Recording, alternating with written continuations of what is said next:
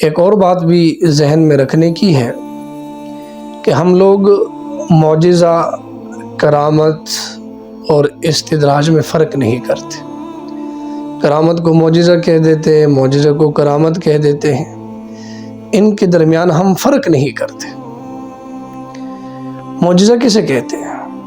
معجزہ کہتے ہیں کہ اللہ تبارک و تعالی اپنے رسول یا نبی کے ہاتھ پر کوئی ایسی خلاف عادت بات ظاہر فرما دے جس کو عام انسان کرنے سے عاجز ہو۔ معجزہ کا مطلب ہی عاجز کرنے والا، کوئی خلاف عادت، کوئی ناممکن بات کسی نبی کے ہاتھ پر یا کسی رسول کے ہاتھ پر اس کا صدور ہو جائے اللہ کے حکم سے، تو وہ معجزہ کہلاتا ہے۔ اللہ تبارک و تعالی بسا اوقات اپنے نبی کی تائید اور ان کی تصدیق کے لیے ایسے باتوں کا اظہار فرما دیتے ہیں تاکہ لوگ ان باتوں کو دیکھ کر نبی پر، رسول پر ایمان لے آئے۔ تو جو خلاف عادت بات نبی کے ہاتھ پر، رسول کے ہاتھ پر اگر اس کا ظہور ہوتا ہے اللہ کے حکم سے، تو وہ معجزہ کہلاتا ہے۔ اور کرامت کسے کہتے ہیں؟ میں کرامت کسی ولی کے ہاتھ پر، متبع سنت، شریعت کا پابند نمازی آدمی ہے، نیک آدمی ہے، اس کے ہاتھ پر اگر کوئی خلاف عادت بات ظاہر ہوتی ہے، فرمایا کہ یہ کرامت ہے۔ اور یہ بات بھی ذہن میں رکھنی کی ہے کہ معجزے کا اور کرامت کا اختیار کسی نبی یا ولی کے ہاتھ میں نہیں ہوتا، یہ اللہ تبارک و تعالیٰ کے اختیار میں ہے، یہ اللہ تبارک و تعالیٰ کی قدرت ہے اور طاقت ہے۔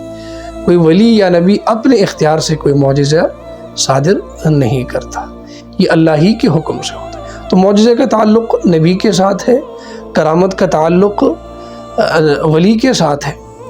اور اگر کوئی خلاف عادت بات، کوئی ایسی بات جسے عام انسان نہ کر سکے، ایسی بات اگر کسی فاسق کے ہاتھ پر، فاجر کے ہاتھ پر، کسی غیر مسلم ہاتھ پر اس کا صدور ہو جائے، جو متبع شریعت نہیں ہے، متبع سنت نہیں ہے، شریعت کا پابند نہیں ہے، نمازوں کا خیال نہیں رکھتا، شکل و صورت اس کی سنت کے مطابق نہیں ہے، اگر اس کے ہاتھ پر کوئی خلاف عادت بات ظاہر ہوتی ہے تو نہ وہ معجزہ ہے نہ وہ کرامت ہے، اس کو استدراج کہتے ہیں۔ آج کل کی اصطلاح میں شعبدہ بازی بھی اسے کہہ سکتے ہیں، نظر بندی بھی اسے کہہ سکتے ہیں۔